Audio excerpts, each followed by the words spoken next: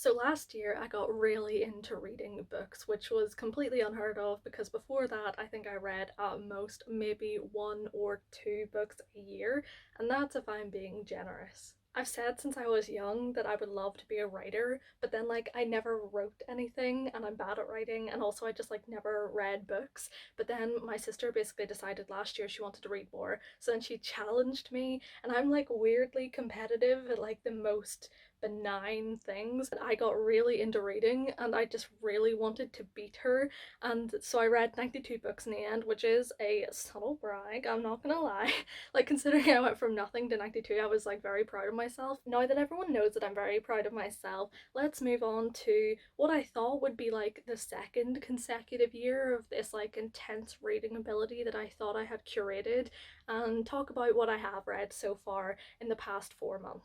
So we're coming to May now, and so far I have read 15 books, and I'm not going to sit here and like cry because 15 is still more than like the average of what people would usually read in a year. And I'm not saying that like I'm better than people because I read more. I'm just saying that whenever you put it like that, it is something that I should be proud of, but because I'm doing worse than I did last year, all of a sudden I feel like I just haven't been reading as much as I should have been. But I've read 15 books with mixed results, and I'm just sort of going to give you a brief review, some brief thoughts, and just run through what I have read this year. Pretty much all of my books are either ebooks or audiobooks on my phone, and the rest of them I downloaded from my library app. I have one physical book which I've sat behind me, and then like the rest are just there for props because this is usually full of trash. Also, before I start, I apparently have like some weirdly high standards for books that I like haven't quite figured out yet. I don't know what I like or what I want to see or what puts me off a book. So my ratings might be a little bit different to yours. Like maybe you love a book and I thought it was average, or the other way around, I do not know. But whenever I figure it out, I will let you know. But until then, I will rate things just the way that they make me feel while and after I've read them. And I will also explain my rating system as well, because I know some people think that like anything below a 4 is trash, but it's really not. To me, a 3 is like completely average. A lot of my books are 3s because they didn't make me feel strongly either way. So a 3 is like a decent review. A 2 is that I didn't like it, but like I saw potential in it. 1 is something that I really didn't like, and that's a personal choice. I know everyone's thoughts are different. A 4 is pretty good, and a 5's like amazing, and it's quite rare. Except January started with a 5-star book, which was completely unprecedented. The Light in Hidden Places by Sharon Cameron is a historical fiction book that's like loosely based and inspired on real life events from a real life girl in World War II. Her town gets suddenly overrun by Nazis, and she gets separated from all of her friends who are Jewish, and she ends up going through the war and realizing that there's a possibility that she can save what is left of her friends, and she ends up putting herself at risk to hide them from Nazis. I've never really read historical fiction before because like I've never been a huge history buff, and then also I just got taught like nothing but World War II in history for like GCSE and A level, and I to me it's just associated with sitting in class all day staring at the screen blankly. So to find a World War II based historical fiction book that I really enjoyed, I was really happy with it, and I thought like maybe this is my new genre. And I've read a couple, but so far not sure, but I really enjoyed this one. I thought that the writing was pretty good. I really liked the atmosphere. I liked the fact that it was based on a real person, and there was like a sense of dread and action throughout. It really made you feel like you understood this girl and her thoughts while she was living under Nazi rule, and you really genuinely cared for the characters at the end of the book, and I just really enjoyed reading it. I enjoyed reading it to the point that I actually like sat and read the like end of the book where she explains the real life story of the actual girl that inspired it, because I just didn't want to stop reading it because I'd just gone through a roller coaster of emotions and I was so invested in it that I think that's a sign that this was really worth the 5 stars that I gave it. I ended up following that up with a short fantasy book that I've been pretty much dying to read ever since I watched a Lost in Adaptation video on it, and I realised that it was really similar to a fantasy idea that I had been working on.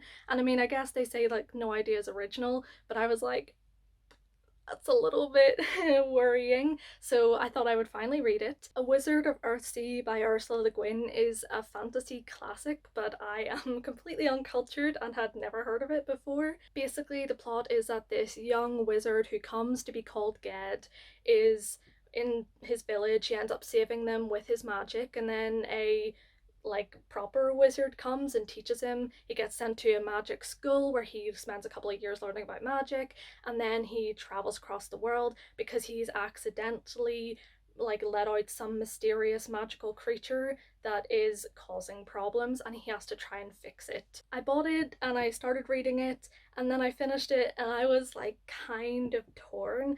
I don't think you can argue that Ursula Le Guin isn't an amazing writer, and she tells stories really well, and the idea and the plot was so unique, especially before all of these ideas like a magic school became popular tropes. It was just because of the style of writing that she had done it in, which was as if you were being told an epic tale from the past. I just never felt quite connected to any of the characters, which for me is kind of one of the biggest issues in a book, because I care a lot more about characters than plot necessarily. Like, a good plot is good, obviously, but if I find characters that I can love and relate to, then the plot is slightly less important to me. So the fact that I never really got to hear their thoughts, or half the time they weren't even speaking to me, it meant that I really couldn't rate it more than a 3-star review, which is pretty average, but it's just because I liked it, but I just could have loved it if it was just had a slightly different tone to it. But it is a really good fantasy book, and I do think you should read it if you're interested in sort of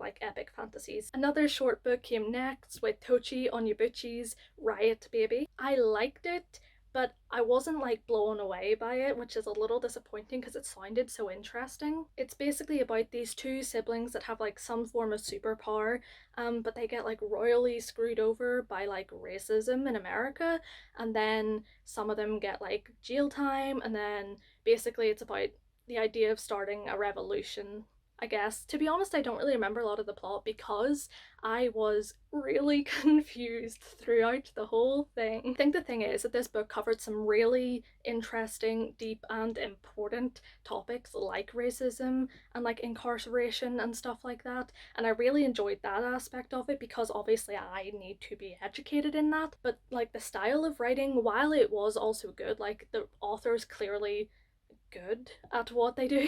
like it was just really confusing because obviously one of the powers is time travel, so I think it was a narrative choice to have the structure kind of go back and forth and have these sudden abrupt changes in scene and time jumps, but it was kind of a confusing experience as a reader, and sometimes I just don't want to use brain cells whenever I'm reading a book, and the fact that I was constantly trying to figure out where in the timeline we were and what was happening and who we were talking to just kind of made it not as fun an experience for me as I think it could be. And I also think that actually the length of it was pretty short, let it down because it had such a big story to tell and so many important topics to cover that I just think it really would have been a great full book, but as a short book it just kind of felt a little bit rushed.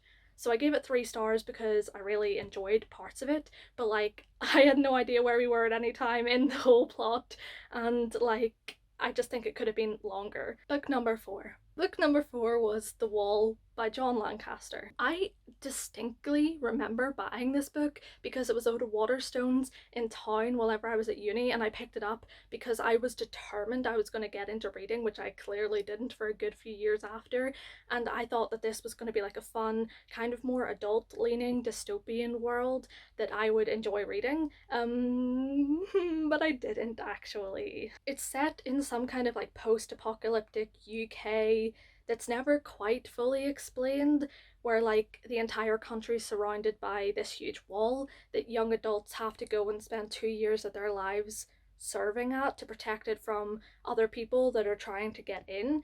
I think it's very clearly a metaphor for refugees. It does kind of hint at these topics and everything, but nothing has ever gone into detail enough to actually say 100% that you can tell that's exactly what the author was trying to do. And I'm not saying it was bad, but I also think that this was a bit too short and also felt like a side story to a real, like, full book. Even though it's 300 pages throughout the book, I didn't really like any of the characters.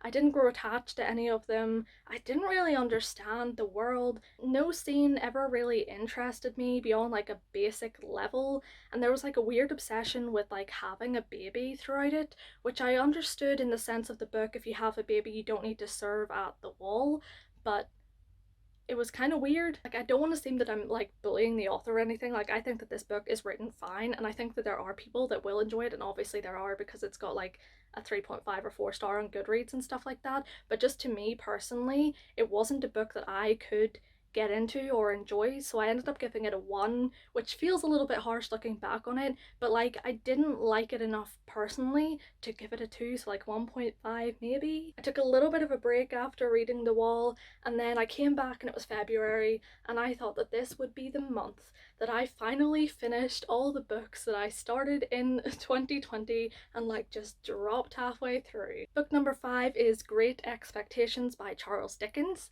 This is a classic, and I'm sure most people have at least heard of it in passing, but like I never was that interested into it until I was at university one day, and in my film course we had to watch the 1930s or 40s version of the movie, and all of a sudden I was hooked. I thought I would finally read the book, and then I read the first half, and then I just didn't read the rest of it for like a solid year. I ended up giving this one 4 stars because like I really did enjoy it because I just love the story so much, but it's kind of written in like that really annoying, not like annoying, but like kind of annoying old-timey way that was popular in the Victorian times, where like the author would literally just ramble about everything and anything, and the whole book could obviously be like 100 pages shorter if they just kept to the actual plot of the book. The actual plot of the book, which you may or may not know, but I don't know, is this young boy, he's really poor, his name is Pip, he lives in town and he helps this criminal, sort of, and then he gets invited to this like wealthy old lady's manor to like play there. He meets her adopted daughter, pretty much instantly falls in love with her, and then a couple of years later, whenever he's like a teenager, he suddenly gets randomly sponsored and like turned into a young gentleman and sent to London to live his best gentleman life. But not quite everything is as easy as he assumed it would be, and there's also a love story between him and Estella, the daughter of the wealthy lady he met whenever he was younger as well. I feel like this one was probably guaranteed to be at least a 4 star just because I am kind of biased towards the story, but if you can sit through it, like it's kind of long, but if you can sit through it, then it is pretty good. Or if not, the movies are good, any of them. Book number 6 was me finally catching up on a fantasy book series that I started in 2020 and immediately fell in love with. The King of the West by Pedro Irvi is number 7 in the Path of the Ranger series. I think I read the first 4 books in about 4 days, so would recommend them, do enjoy them. The first book is kind of weird. I'll talk about like sort of the overall plot of the story instead of specifically book 7, because obviously if you haven't read the first 6 books, the plot of book 7 isn't going to matter much, and also I don't want to spoil it just in case. Basically, this kid called Lasgall lives in this like fantasy world where there's magic and like some creatures, but like they aren't as super accepted where he is. But he grew up and his dad was considered a traitor to the country because of like past events, and so people don't like him. But because of his dad's stance like in life before he was a traitor, he actually gets the opportunity to train as a ranger, which is kind of like a specialized soldier for the crown. And so he joins the camp where he will train to be a ranger for the next few years, and he meets a lot of really good friends who I like love to the core of my being. And it every book like happens about a year, so you basically spend like his whole teenagehood with him. There's like some magic, there's also like creatures. He basically ends up with like a mini dragon. It's kind of like if Percy Jackson, Harry Potter, and like Aragon had a bit of a baby. The first book, I don't know what it was about it, like if it just wasn't fully edited, or like maybe it was a translation, I'm not quite sure because the titles are in Portuguese, I think, for Goodreads, so I'm not quite sure what language it came in first. But the first book, it's like a little bit rough at first. I don't know what it was. Like the grammar's not great and like there's a lot of repeated sentences, but like I love the characters so much that I honestly did not care a single thing about it. And obviously the fact that I read like the first 6 books in about a week and a half can show you that. And I pretty much pre-order every book immediately and they come out every 3 or 4 months. I will say that though I love this series and the characters, like honestly, the author is amazing at writing really interesting characters that like are so good at being friends. I don't know what it is. Like, I'm really sad, but it kind of like made me miss my friends because I just loved reading about them and their friendship so much. Is that sad? But I would say that to me, it really peaked at book 4. Book 4 is my favourite, and I don't necessarily know why because I do think that parts of it were rushed. I just think it had a really good opening, and then like book 5 was very different, and then book 6 looked a little bit better, but I think book 7 has really given me hope that it's going to peak again. Like, I'm not saying any of the books were like bad, I'd say at worst they were average, but like book 4 was really it for me. So, but book 7 really hints that hopefully book 8 is going to be just as good. And I rated it 3 stars, but it's closer to like a 3.5. One genre that I don't quite read as often is contemporary young adult, and I don't necessarily know why, but for some reason I've never really read a contemporary young adult that like has hooked me. To be fair, I am not the sort of usual age range of which these books are aimed at, which is probably someone in their mid to late teens. I am in my 20s, so I'm probably not like the best person to aim it towards, so maybe that's just it. Like maybe I'm just past the age where this would be my ideal book. But I enjoy a lot of like middle grade fiction and like fantasy and stuff as well. Like last year I read Doll Bones, which I'm pretty sure is like a middle grade sort of like horror but not really book, and I like gave it 4 stars because I just really enjoyed it. So I don't think it's the age thing, but like I don't know. But I will say that You Should See Me in a Crown by Leah Johnson was a pleasant surprise. I wouldn't say it was like my favourite book or anything, but I did rate it a 4 star in the end. I kind of thought of it more as a 3.5, but I was in a really good mood and I was really surprised how much I had enjoyed it, that I ended up boosting that up instead of down like I would usually do. Basically, the plot is that Liz is this young black girl who wants to be a doctor, but in order to secure the finances she needs to actually go to university, her only option is to become the prom queen and win the scholarship available, but because she feels like such an outsider in her school, she doesn't think that she has really a chance, but she ends up doing it anyway, and she sort of meets new people along the way, and it's about the trials and tribulations she faces while trying to become prom queen, and all of that happens while she has just started having a crush on the new girl as well. Like, I was expecting this book to be decent, but I was still shocked by how much I enjoyed it, because the first third I actually like couldn't stop cringing. For some reason it kind of reminded me of like early to mid 2010s teen books, like a little bit kind of like Twilight, and it was just a little bit cheesy and like everyone seemed kind of tropey. But then like after the first third, I think it was a deliberate choice because all of the characters suddenly start developing like beyond their 2D personalities, and everything becomes more relatable and enjoyable. I enjoyed it a lot and I would recommend it, especially if you like contemporary fiction, because it really was quite good actually. I think the only reason why I gave it a 3.5 in my head, even though I did up it to a 4, was because even though I think it was intentional, the first third really did almost put me off reading it. Like, I debated setting it down a couple of times and I'm glad I didn't because I did enjoy it. Because of that, it kind of felt like the pacing was a little bit strange, and also it just like wasn't my absolute favorite book I've ever read ever, but I would say give it a go, especially if you like contemporary fiction. Given my success with historical fiction at the start of the year, I thought that I would give another one a go. This one is aimed at a slightly lower audience, probably middle grade or like teenager. I'm not quite sure how you divide it because I don't necessarily know what middle grade is. I did enjoy it quite a bit actually. It was another 3.5 that I upped to 4 stars because I just must have been in a really good mood that week, I guess, I don't know. A Night Divided by Jennifer A. Nielsen is about a young girl in Berlin after the war, just before the wall goes up. It basically covers her life just before the wall goes up, when the wall goes up, which actually separates their family with her mom, and her brother on East Berlin, and then her other brother and her dad stuck on West Berlin, meaning that they can't see each other for years.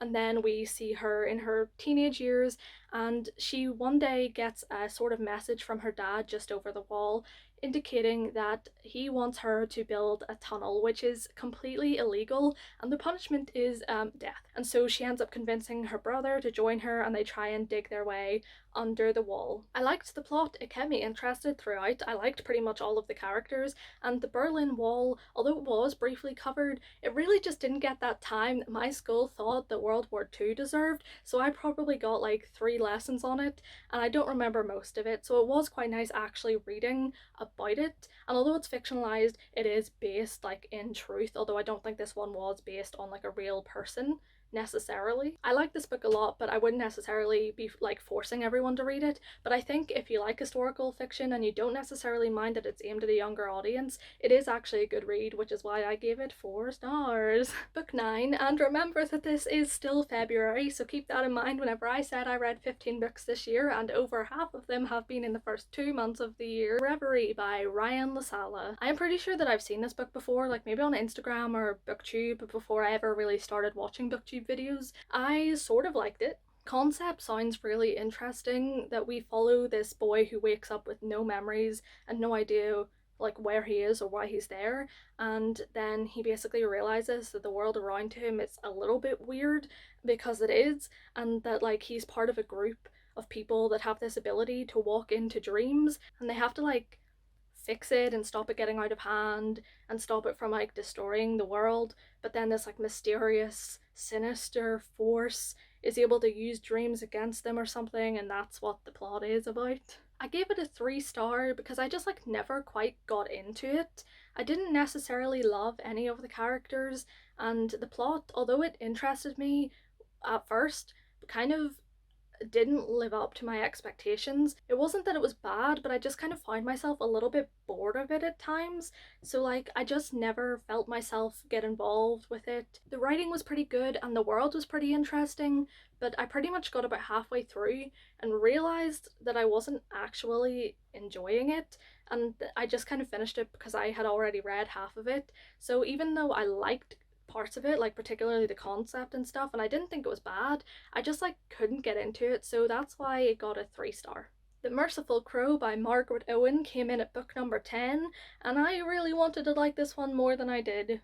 The book follows Faye, or like Fee, I don't know how to say her name, but she is a future crow chieftain who uses teeth for magic and stuff like that. And this world, like people are divided into bird categories or something depending on their abilities. The world, it's a little bit confusing at first, but like I think one thing I did enjoy about the book is that it was so naturally developed, like the world building. Like you didn't know stuff at first, and then it was just like told to you in a casual way, and that's something I did enjoy. Things end up like kicking off whenever a prince fakes his death, and him and his bodyguard basically show up at the crows, and they need their help in order to like stop an uprising or something like that. But it sounds interesting, and I liked the idea of there being this trio, but like it wasn't necessarily a trio, more than it was like Faye and the bodyguard, and then the prince would just be asleep at all times. That was important to character development and building. I don't know why he was like never awake. Like it was this boy like who was constantly asleep for the first 2/3 of the book. I don't understand why. And that he was also kind of a bit of an asshole, but like to be fair, he slept through all of the character development. I did end up giving this book 2 stars. I think it was written well, actually, like quite well, and I really liked the way that they did that slow world building, but I just didn't like the characters, and that's a personal thing because I feel like some people would really love Faye because she's like kind of badass, and it's really nice to see a badass woman lead in a fantasy book. And the prince, the bodyguard is kind of like a broody character, and like they have a romance, which you can pretty much tell from the first time they interact that's gonna happen.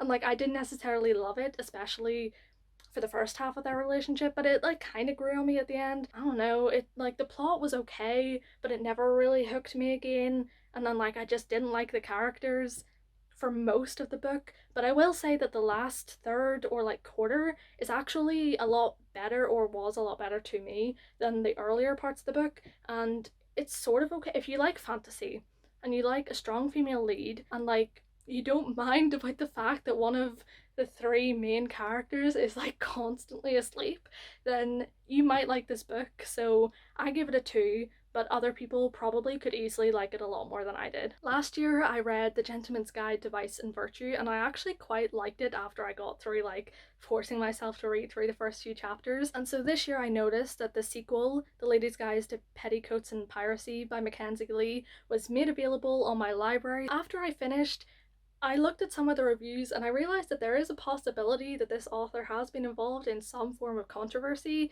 but a quick Google search didn't necessarily tell me why, and I'm not sure what's happened, so I'll investigate more before I would read any more. But for this book by itself, I give it a 3 star in the end. This book follows Felicity, the younger sister of Monty, who was the main character in the first book, and she basically wants to be a doctor, which for a young woman in Victorian England is probably not happening anytime soon.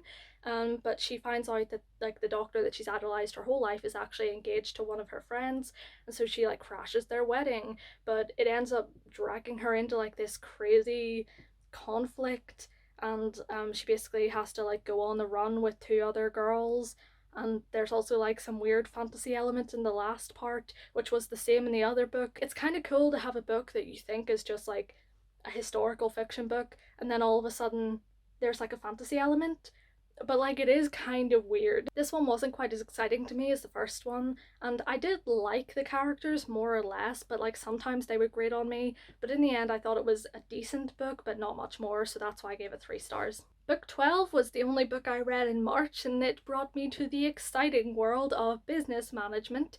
I'm not even going to review it because it was an educational book, which I usually wouldn't put on Goodreads or like include in this video, but because it's the only thing I read in March and it was available on Goodreads, I'm counting it anyway. After that, I basically spent at least 3 weeks not doing anything and instead favouring staring at the wall for days on end, debating all the life choices I've made that have led me to starting uni again. So April started with me finally finishing an audiobook I downloaded from my library in March and ignored for weeks, and that was The Princess Companion by Melanie Sellier. Kind of like a retelling of The Princess and the Pea. It's a fairy tale, but it's not like a modern fairy tale, it's still set in that sort of fairy tale landscape. It was kind of cute, it was alright. I gave it a 3 star. We follow Alyssa, who basically gets trapped in a storm, and then she somehow ends up at the castle. Through a bunch of misunderstandings, she ends up spending the night in the princess suite, where there has been a pea put under the bed by the prince's mother, who wants to test future brides. She almost tells them, but because she gets in a fight with the prince, she refuses to because she doesn't want to appear petty, and so they never know that she is actually the perfect princess to marry the prince.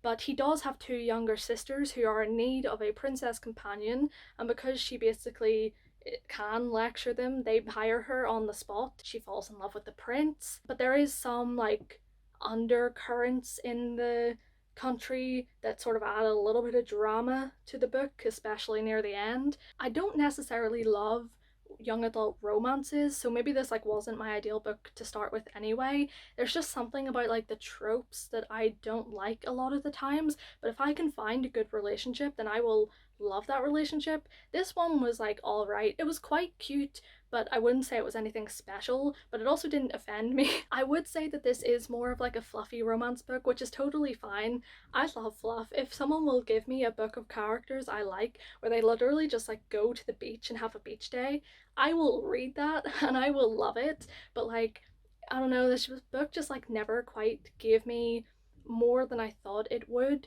And like, while there was some drama at the end, it was kind of expected and it was over really quickly for some reason, considering how much it had kind of built up over the book. So it was kind of average overall, but if you like fairy tale retellings or like kind of cute romances, this could probably be a decent book for you. Number 14 was The Gwenevere Deception by Kirsten White. Now, I loved Merlin, like the BBC TV show.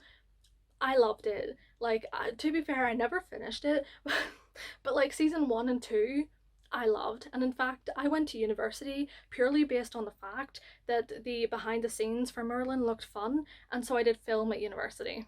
So this book sounded really interesting to me. The book is about Guinevere. She's not the real Guinevere, which you learn pretty early on, so this is not a spoiler, but she was actually taught by Merlin. She's a magical girl, and she has taken the role of Guinevere in order to go and marry King Arthur, who Merlin thinks is at risk, and so she's gone there to protect him with magic, but she has to do it undercover because Camelot hates magic and has outruled it. I was ready to like love this book. A strong female lead, love that. An Arthurian inspired fantasy book, yes. An underlying secret that just adds drama to the situation, another thing that I'm just like ready to read at any given moment. I did like it, but it was a 3 star. There are some like twists and turns in this book that change it from being what would normally just be like a girl pretending to be a princess falling in love with a king, and there's some magic there. But if you've pretty much ever read or seen anything inspired by Arthurian legend, you could probably figure out what the twists and turns are going to be and like who the characters are. It's not bad because obviously like anything inspired by the same idea will probably share similarities, but because of that it just like took away any of the suspense for the characters or like what the twist at the end would be for me. But something that I will say is that I liked how the women were written in this book. The romance, not my favorite, but like it was okay, and overall the book was all right. It had a lot of potential, but like to me I just didn't necessarily love it. But something that I did love is Lancelot, and I will fight someone who read this book and didn't like the character of Lancelot. So there. Finally, we come to our last book. I say finally because I have been recording for an hour, and I hope that this video isn't more than 30 minutes, but who knows? Truly Devious by Maureen Johnston has been the last book I have read at this moment in time, and it was a slightly new genre for me. I don't really ever read mysteries. This is another book that started out really promising and I thought was going to be like a new discovery that I liked, a new genre. It just didn't quite match my expectations by the end of it. I know you're probably sick of hearing that, of me like almost 15 books in a row saying, you know, I liked it at the start and then I just didn't like it at the end. 3 stars, but this was another 3 star book. We follow Stevie, who is like a true crime nut, and she ends up attending this like prestigious academy where back in the 1930s there was a kidnapping and murder case that, while solved, was never like truly solved. It never quite made sense, and she is determined to solve it herself. Unfortunately, that's not the only thing she has to solve while she's there. I read some reviews for this book that said that the first half really dragged, but for me the first half was actually the book I liked more because it was all about character development, learning context about the 1930s mystery and atmosphere building. So to me, although like it wasn't anything special, I actually like liked the first part of the book quite a bit, and then like the drama started happening more or less around 50% of the way through the book, and that's where I kind of like got lost a bit.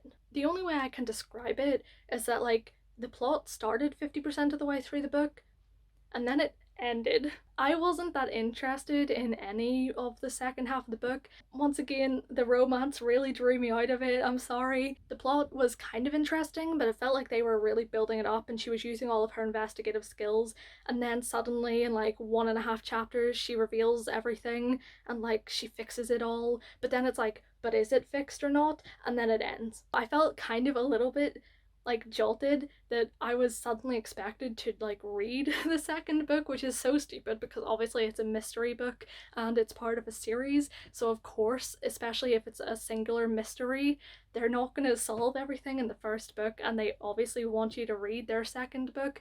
But the fact that like nothing felt like it was actually solved at all meant that I felt like, well, why did I read the book? Like, even if it was just something that was confirmed that she solved it, then I would have been like, oh, so at least I read it because of this. But because nothing was confirmed, I just felt like a little bit off put by that. So I probably won't read the second one, not like purely based on that, but just because I thought the book was pretty average overall. And while the writing was good and I liked a couple of the characters, I liked her friends more than her and like her love interest and everything, I don't think I was that into it that I will read the second one. And so finally, That is me. I have caught you up on the 15 books I've read this year. My goal for 2021 is 40, so I'm doing okay. My average score so far this year is 3, if that's of any help and anyone's interested. But now that you've heard things I did and didn't like about books, if you have any recommendations that you think are like perfectly curated towards me, please let me know. Or like if I read a book and I didn't like it, but it's your absolute favorite book, then like leave me a comment respectfully and like maybe we can have a discussion and like come to a common ground. I don't know, I'm always willing to hear what other people think about books, especially if I didn't like them, because of my weird standards. I want to like know why people like them, because a lot of books I read that I give like a 1, 2, or 3 stars, I can totally see why people love them. Like Truly Devious for me was a 3 star, but like I understand why some people loved that book. So like let's talk. I have a lot of assignments due around this time, so I probably will be taking a couple of weeks off reading, but I am planning on reading Resistance by Jennifer A. Nielsen, which I've actually started an audiobook for from my library. And like halfway through last year, I started reading Fountains of Silence and then like just stopped. So I am determined to read that one this year as well. But other than that, I don't have anything specific. So now that we have caught up, I have told you everything, and the video was probably like 45 minutes long. I will finally let you go. So thank you for watching, and I'll see you next time. Bye!